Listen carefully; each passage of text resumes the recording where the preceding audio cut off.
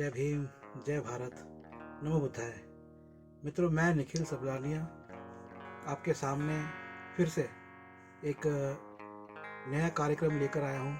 Doctor Ambedkar ji के विचारों पर उन्होंने एक भाषण लिखा था, जिसे उन्होंने बाद में एक पुस्तक के नाम से प्रकाशित किया, और उस पुस्तक का नाम था एनाहिलेशन ऑफ कास्ट, जाति का संहार, जाति का विनाश।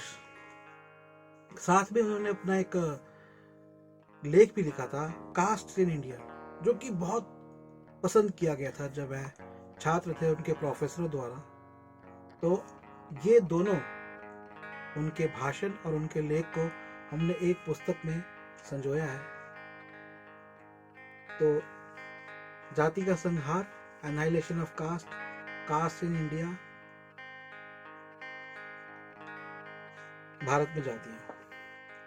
मित्रों, ये पुस्तक मैंने खुद अनुवादित करी है और ये कार्यक्रमों की श्रृंखला है, और आज का तीसरा कार्यक्रम है जिसमें मैं बता रहा हूँ कुछ बाबा साहेब जी के विचार और कुछ उनके जीवन का इतिहास जो कि इस पुस्तक से जुड़ा रहा।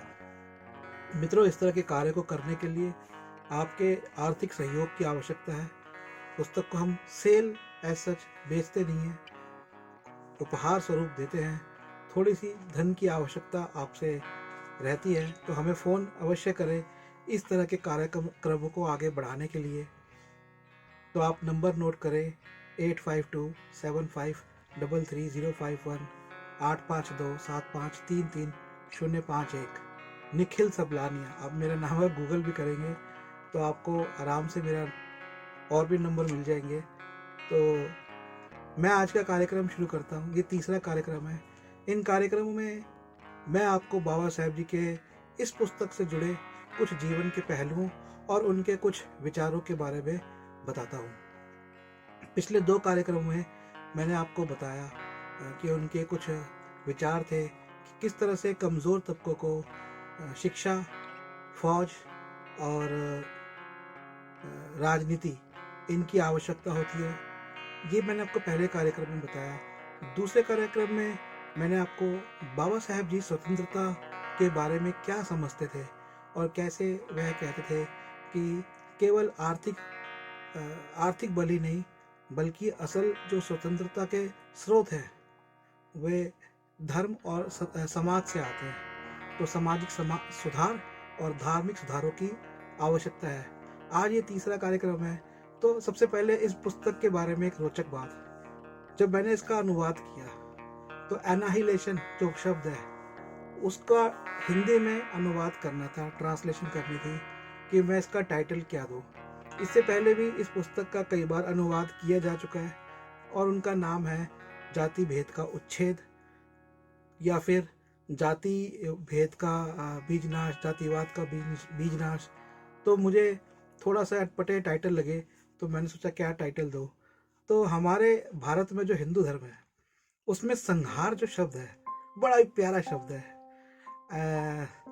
वध, संहार और हत्या, ये 3 तरह के शब्द प्रयोग में लाए जाते हैं।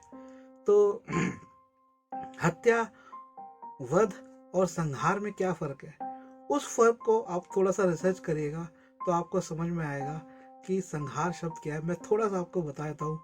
हत्या होती है कुछ गैर कानूनी आपने किया, कुछ ऐसा किया जो कि आपको नहीं करना चाहिए था।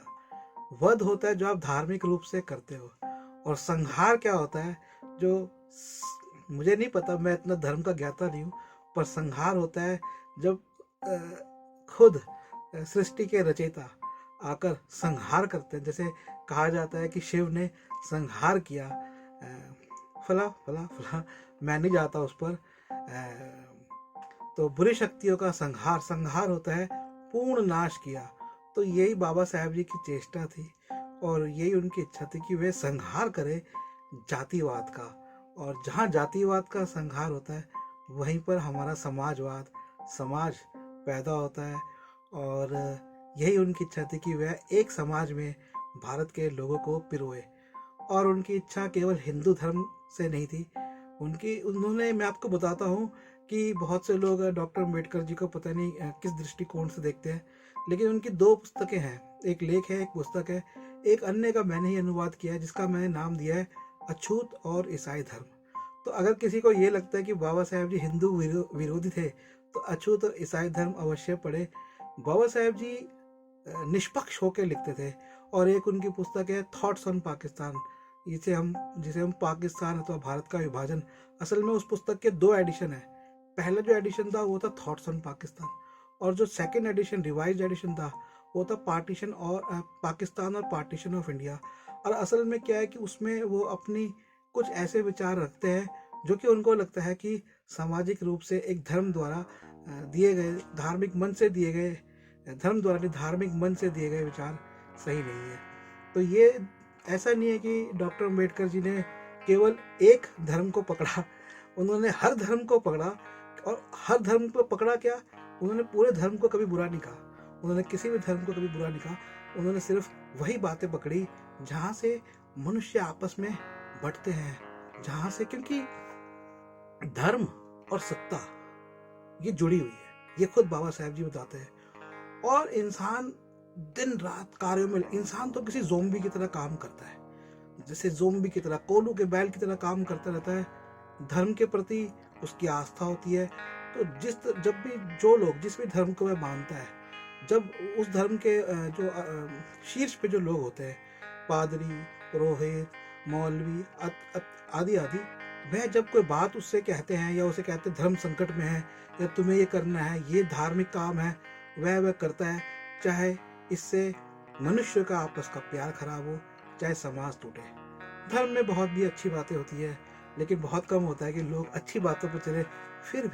फिर भी मैं कहूँगा कि दुनिया को देखते हुए जब से हमारे देश में शिक्षा आई है, पश्चिमी शिक्षा आई है, और डॉक्टर अम्बेडकर जी और कई जो महानुभाव हुए हैं, तो उनके प्रभाव के कारण कहीं ना कहीं हमारे देश में काफ़ी सामाजिक और धार्मिक सुधार भी हुए। पर समय समय पर ये देखने को मिलता है कि धार्मिक भेदभाव या अन्य भेदभाव बहुत दुखदायक, कष्टदायक होते हैं, और अच्छा नहीं लगता है बाद में जब ऐसा समय बीतता है। तो चलिए, आज मैं आपको इस पुस्तक की, तो मैंने आपको पहले तो भी बताया कि मैंने संहार इसका नाम क्यों रखा, कि जैसे शिव जी संहार करते हैं, ऐसे बाबा साहेब जी संहार करना चाहते हैं। ये जातिवाद के दैत्य का समझ लीजिए, क्योंकि इससे बड़ा भूत। और मैंने उनकी एक छोटी सी जीवनी लिखी थी, बाबा साहेब डॉक्टर भीमराव अम्बेडकर जी की अमर कथा। तो उसमें मैंने बताया था कि कैसे डॉक्टर अम्बेडकर जी का एक प्रसंग था जीवन का। तो एक कोठी में जा रहे थे तो रहने के लिए, तो उनसे बोला कि ये भूतों वाली कोठी है। तो उन्होंने कहा, अरे मैं ज़िंदगी भर जातिवाद के भूत से लड़ा हूँ, तो उससे बड़ा तो कोई भूत नहीं होगा। और वो ना केवल तब उस कोठी में रहने के लिए गए, बल्कि उनके जो बहुत से लिखित कार्य थे, बौद्धिक कार्य, वो उस कोठी के अंदर ही संपन्न हुए। तो चलिए, सबसे पहले मैं आपको एक बात बताता हूँ, फिर आपको बाबा साहेब जी की एक शिक्षा इस पुस्तक की दूंगा। तो मैंने आपको पिछले 2 कार्यक्रम में बताया था संतराम बीए जी का, जो जात पात तोड़क मंडल लाहौर के सदस्य थे, उनका जो एक पत्र मिला था बाबा साहेब जी को, उसका उन्होंने जो रिप्लाई दिया था बाबा साहेब जी ने, वो बताया। तो अब ये उसी पत्र कि उन्होंने आमंत्रित किया बाबा साहेब जी को, और आगे पत्राचार में क्या हुआ मैं इसलिए बता रहा हूँ क्योंकि ये जो उनका भाषण था, ये अंततः उनको लाहौर में देने नहीं दिया गया था, और इसके बाद उन्होंने कभी भी ऐसा भाषण कहीं नहीं दिया जो कि कहते हैं कि समस्त हिंदुओं के लिए हो। तो ये उनका प्रथम भाषण था, और जो अंतिम भाषण भी था एक तरह से, क्योंकि इसके बाद ना तो ये देने दिया गया उनको, ना उसके बाद उन्होंने खुद कभी दिया। तो इस बारे में वो क्या लिखते हैं, तो उनको बहुत दुख हुआ था, और इसलिए उन्होंने इस भाषण को बाद में प्रकाशित किया।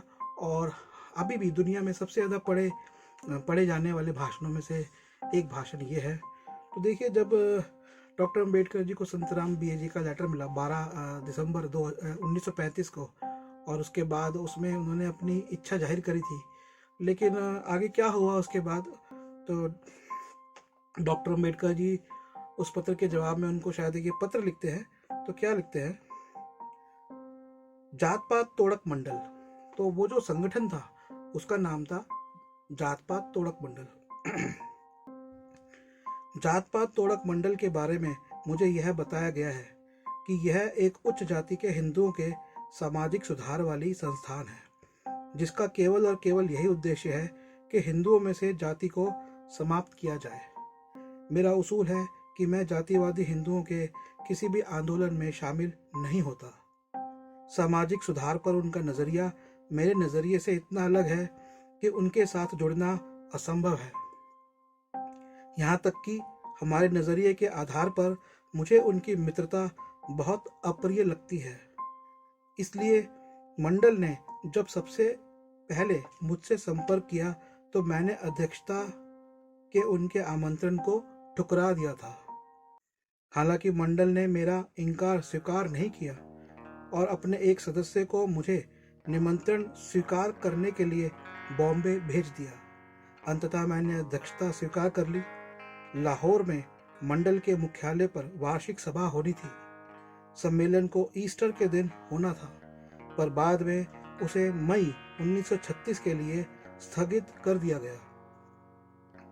मंडल की स्वागत समिति ने अब सम्मेलन रद्द कर दिया है।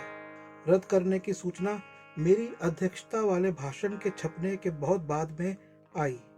इस भाषण की प्रतियां अब मेरे पास रखी है। चूंकि मुझे सभापति के ओहदे से भाषण देने का अवसर नहीं मिला, सो लोगों को जातिवाद पर मेरे विचारों को जानने का मौका नहीं मिल पाया। लोगों को बताने और छपी हुई प्रतियों को निकालने के लिए मैं इन्हें बाजार में ला रहा हूँ। संकलित पृष्ठ मेरे भाषण को अभिव्यक्त करते हैं। लोगों को यह जानने की उत्सुकता होगी कि मुझे सम्मेलन के सभापति के पद से क्यों हटा दिया गया। शुरू में ही मेरे छपे भाषण पर विवाद उत्पन्न हो गया। मैंने इच्छा जाहिर की कि भाषण को बॉम्बे में छापा जाए। मंडल ने अपनी आर्थिक हालत का हवाला देते हुए इसे लाहौर में छापने की इच्छा जाहिर की। मैं इस पर राजी न हुआ और बॉम्बे में ही छापने पर जोर दिया। मेरे प्रस्ताव को मानने की जगह मुझे मंडल के कई सदस्यों के द्वारा हस्ताक्षरित किया गया पत्र मिला, जिसको मैं यहाँ प्रस्तुत कर रहा हूँ। तो ये एक बात थी। तो विवाद शुरू हुआ था और कहीं ना कहीं डॉक्टर अम्बेडकर जी ये भाव गए थे कि जिस तरह से इसको टाला जा रहा है। हालांकि उनको राजी नहीं थे। पहले उनको राजी करने के लिए लाहौर से बॉम्बे एक व्यक्ति को भी भेजा गया, लेकिन वे भाव गए थे और उन्होंने 1000 प्रतियां लगभग छपवा ली थी इस भाषण की। लेकिन स्थगित हुआ और आगे जो भी होता है वो आपको मैं बताता हूँ। तो कहीं ना कहीं उनके कुछ एक्चुअली मैं आपको बताता हूँ हुआ क्या था। असल में इस भाषण से पहले आई थिंक मद्रास में या महाराष्ट्र में कहीं पर उन्होंने कुछ अन्य भाषण दिए थे और उन्होंने कहा था कि वे हिंदू पैदा हुए हैं और हिंदू मरेंगे नहीं। तो जो सदस्य थे जात पात तोड़क मंडल के, वह सिर्फ यही चाहते थे कि डॉक्टर अम्बेडकर जी आए और जो हिंदू धर्म में कुरीतियाँ हैं उनके खिलाफ बोले, क्योंकि उस समय अन्य सामाजिक कुरीतियों जैसे विधवा पुनर्विवाह, बाल जो विवाह होता है वो, और इस तरह की कुरीतियों पे काम चल रहा था। एक और कुरीति थी जो 1956 में ख़त्म हुई, वह था कि किसी हिंदू द्वारा बहुत सारी शादियां करना, क्योंकि कई धर्मों में 3 से 5 शादी थी, लेकिन हिंदू धर्म में कुछ ऐसी कोई सीमित संख्या नहीं थी। तो ये कुरीतियों पे काम चल रहा था और सभी हिंदू ये जो कार्य शुरू हुए थे, ये ब्रह्म समाज से शुरू हुए थे। दयानंद सरस्वती, विवेकानंद जी, सभी लोग मिलके एक हिंदुओं को सही करने की एक सामाजिक संस्था के रूप में खड़ा करने की कोशिश कर रहे थे। पर शायद जात पात तोड़क मंडल के सदस्यों को ऐसा लगा कि इस मन से बाबा साहेब जी कुछ ऐसा ना बोले जो कि धर्म परिवर्तन से संबंधित था। लेकिन असल में ये बड़ी इंटरेस्टिंग बात है कि उन्होंने तो भाषण पढ़ा नहीं था और ये भाषण पूरा हिंदू धर्म के ऊपर ही आधारित था कि हिंदू धर्म को कैसे सुधारा जाए। ये वही भाषण था। हालांकि इसमें एक जगह बाबा साहेब जी ने एक जगह सिर्फ, अब देखिए होता क्या है कि जब आप किसी श्रेष्ठ जन को बुला रहे हो और उनको मंच की अध्यक्षता भी दे रहे हो, और ऐसा थोड़ी ना हो सकता कि आप उनको बोलो कि नहीं भैया अब हमारे हिसाब से बोलो, ऐसा भी नहीं हो सकता। हाँ, हो सकता है कि आपको कुछ लगे कि ये जो बोलेंगे ये हमारे मन से सही नहीं है, तो आप उनको बुला ही क्यों रहे हो? अब आप उनको बुला भी रहे हो, उनको अध्यक्षता भी दे रहे हो साथ में, और ये भी कहो हम आपको बुला भी रहे हैं, आप अध्यक्ष हो, क्योंकि मंच का अध्यक्ष जो कहना चाहे वह स्वतंत्र होता है, जितना समय लेना चाहे वह स्वतंत्र होता है अपनी बात कहने के लिए, चाहे भाषण लंबा हो चाहे छोटा हो, चाहे बुरा लगे, लेकिन क्योंकि आपने अध्यक्षता देने का मतलब यही कि आप उसे अपने गुरु समान मान रहे हो, और एक गुरु के आप शिक्षा ले रहे हो, आगे आपके ऊपर है आप चलो ना चलो।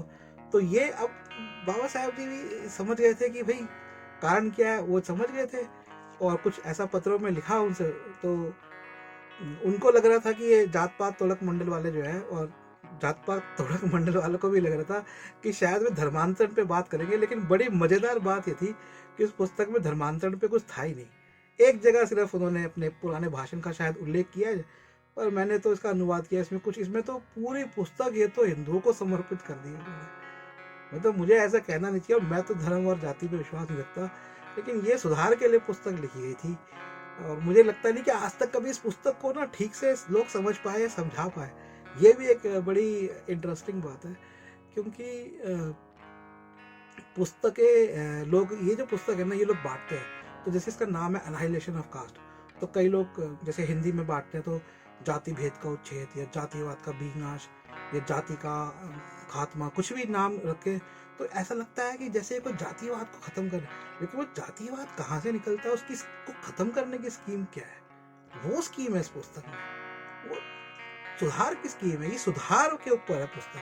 वो बड़ी इंटरेस्टिंग थी, और बेचारे जात पात तोड़क मंडल लाहौर के लोग वंचित रह गए, और आज जो लोग लाहौर से आए हुए तो कहते हैं जिनने लाहौर ना देखा, मेरी तो नानी जी भी लाहौर से आई हुई हैं, तो देश टूटा हमारा, आगे समाज अगर शायद मजबूत होता तो ये टूटता नहीं देश।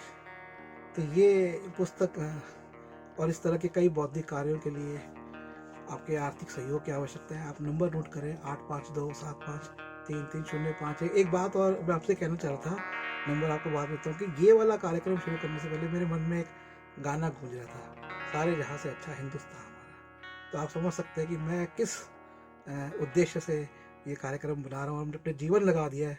आज 14वां साल है डॉक्टर अम्बेडकर जी के मिशन में काम करते हुए।